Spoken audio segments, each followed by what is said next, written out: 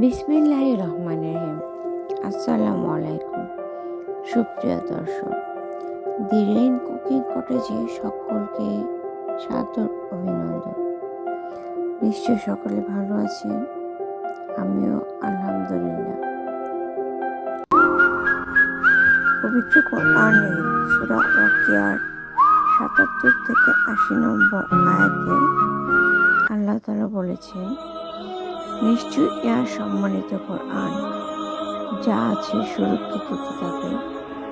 পবিত্র কোন প্রতিরোধে কেউ তা স্পর্শ করতে সক্ষম নয়। ইহা জগৎসমূহে রবের পক্ষ থেকে নাজিলকৃত। আর আমাদের প্রিয় বিশ্বনবী করিম সাল্লাল্লাহু আলাইহি ওয়াসাল্লাম বলেছেন, এই কিতাবের বদৌলতে আল্লাহ পাক অনেককে উন্নত মর্যাদার অধিকারী করবেন আর অনেককে করবেন অপদস্থ। হ্যাঁ, সত্যি ছোট্ট একটা বই, আর এই বইকে ঘিরে কত কে, তাই না? যখন এই বইটা কিনে কিছু ভাবি, তখন সত্যি বুকের ভিতরটা কেমন করে ওঠে। আপনাদেরও কি করেন?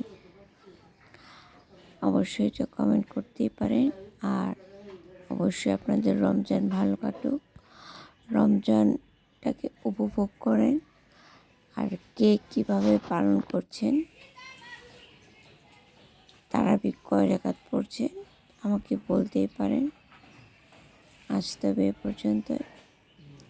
Enjoy this Ramadan, be happy and stay with piece. সকলের রমজান ভালো কাটুক, আনন্দময় হোক, উপভোগ্য হোক।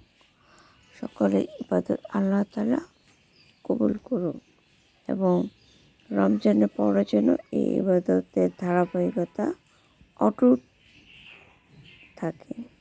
আমিন, আমিন, আমিন।